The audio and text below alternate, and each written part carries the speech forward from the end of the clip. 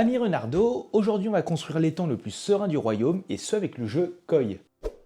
Alors ici on est sur un jeu de pose de tuiles et de construction d'étangs, c'est pour 1 à 4 joueurs et avec des parties d'environ 45 minutes, 1 heure.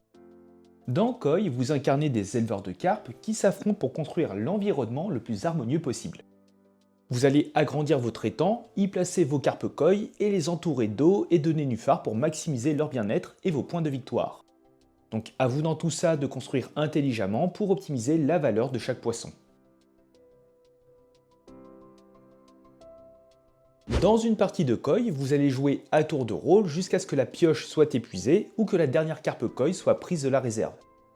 Dans ce cas-là, vous allez terminer le tour de table et vous allez tous effectuer un dernier tour avant de passer un décompte des points.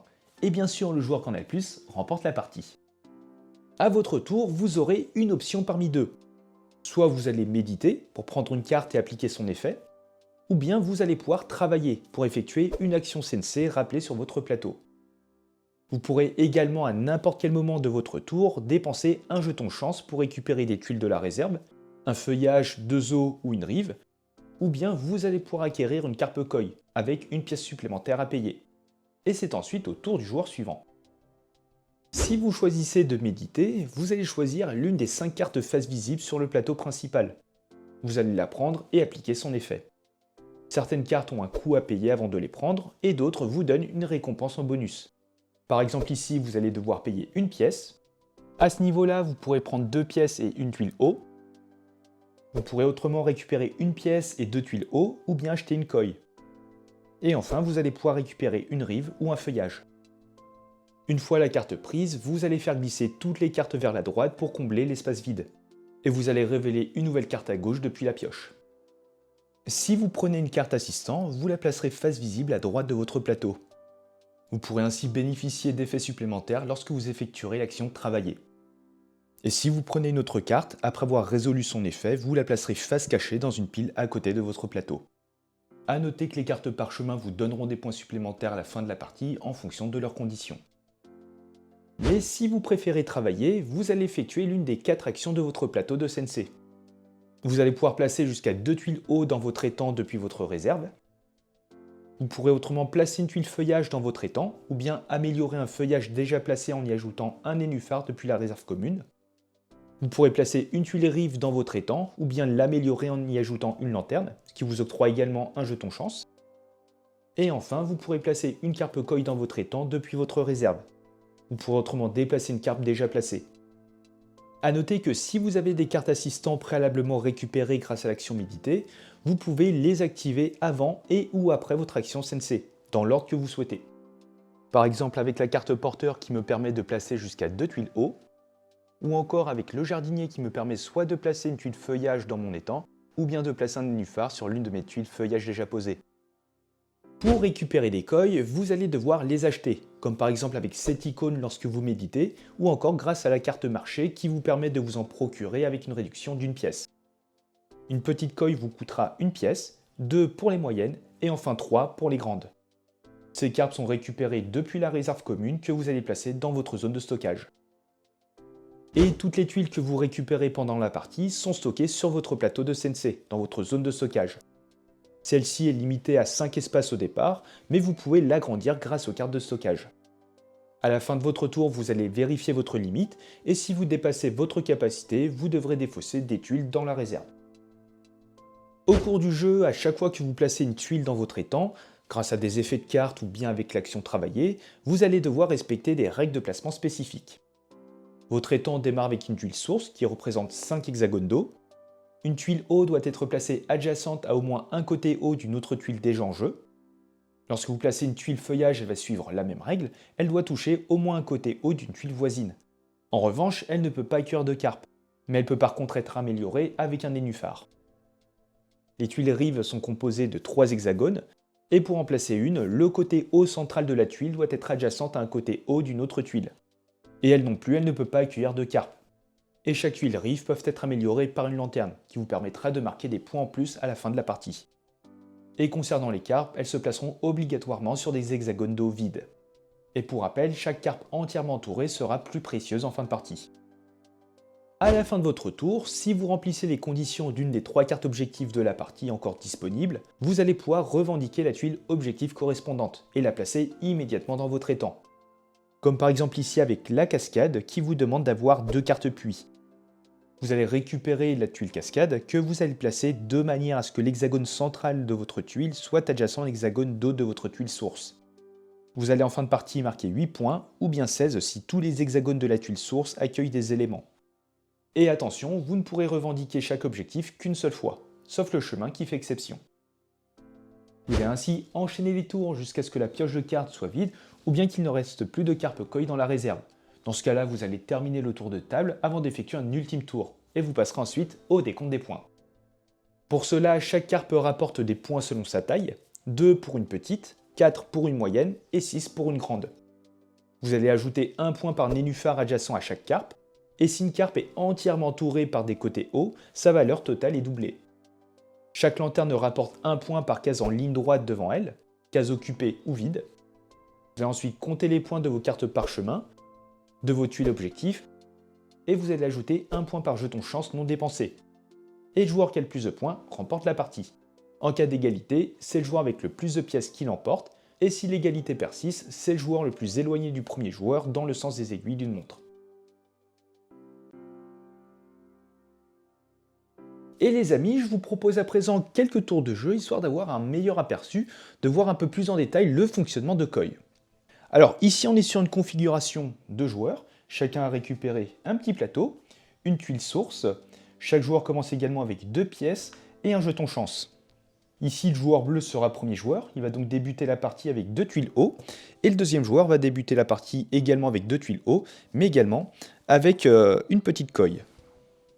À 2 joueurs, la réserve de koi est constituée d'une petite koi, de 2 koi moyennes et de 2 grandes koi. Vous avez ici la rivière de cartes et les 3 objectifs piochés pour la partie. Alors ici, on va pouvoir récupérer une tortue si on possède une tuile haut et également 3 cartes parchemin. Cette tortue va rapporter des points en fonction du nombre de tuiles haut vides autour de cette tortue. Ici, on a le saule pleureur où il faut récupérer 5 koi. Et ce saule va nous rapporter tout simplement 8 points de victoire. Et ici, la carpe centenaire qui a une forme assez alambiquée. Il va falloir dépenser 5 pièces d'or et également avoir cette forme avec des tuiles haut pour pouvoir poser cette koi. Et sans plus attendre, on va démarrer ce début de partie, et du coup en commençant par le joueur bleu. Alors celui-ci a donc la possibilité de soit méditer, donc récupérer l'une des cartes de la rivière, ou bien de travailler pour effectuer l'une des 4 actions présentes sur son plateau et potentiellement les actions de ses cartes assistants. Et ici, en tant que première action, que premier tour, il va méditer et récupérer cette carte. Il va donc soit acheter une koi, soit récupérer une pièce et 2 tuiles haut. Et c'est d'ailleurs ce qu'il va faire. Il récupère la carte, qui est donc un assistant. Il le place à côté de son plateau.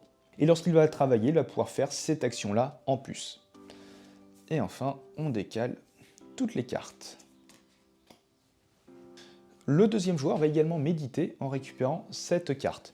Il va récupérer 2 pièces et une tuile haut. Il récupère donc son assistant qui lui permet de placer une koi ou de déplacer une koi lorsqu'elle va travailler.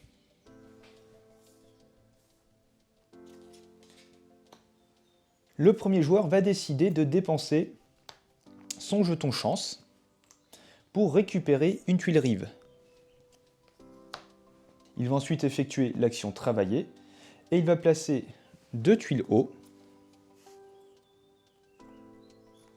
comme ceci. Et il va, grâce à son assistant, placer sa rive. Alors non, il ne va pas placer sa tuile comme cela.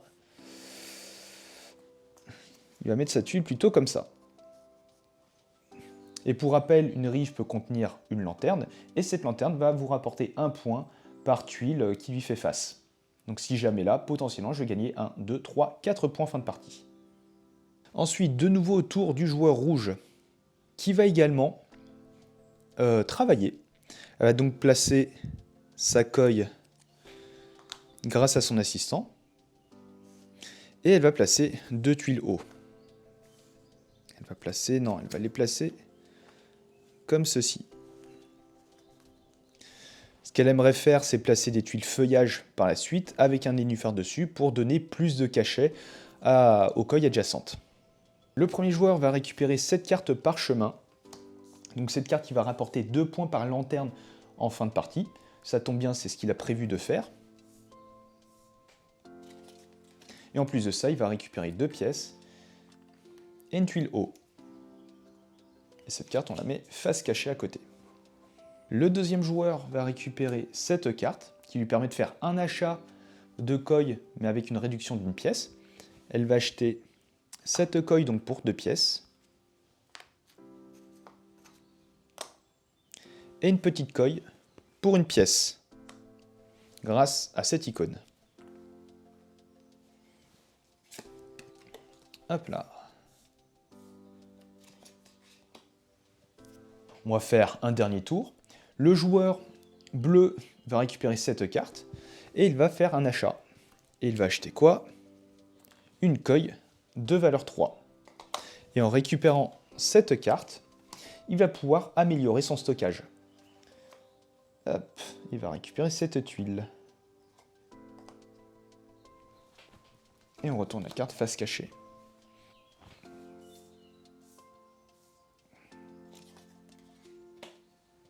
Et ici, elle va décider de travailler. Donc elle va faire cette action-là pour poser une coille. Et utiliser son assistant pour placer une autre coille. Donc placer un nénuphar ici, ça serait royal. Ça nous donnerait plus un de cachet pour cette tuile et ce poisson. Et vous allez ainsi enchaîner les tours jusqu'à ce que la pioche soit vide, ou bien que la réserve de coille soit entièrement épuisée. Dans ce cas-là, vous allez terminer le tour de table et effectuer un dernier tour avant de passer au décompte des points.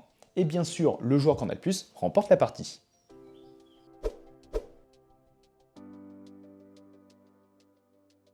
Et voilà les amis, désormais vous êtes prêts à construire votre étang. Dites-moi ce que vous en pensez dans les commentaires. Et si le jeu vous a plu et que vous souhaitez soutenir la chaîne, eh bien n'hésitez pas à utiliser le lien qui est en description. Et sur ce, portez-vous bien et on se dit à la prochaine. Ciao!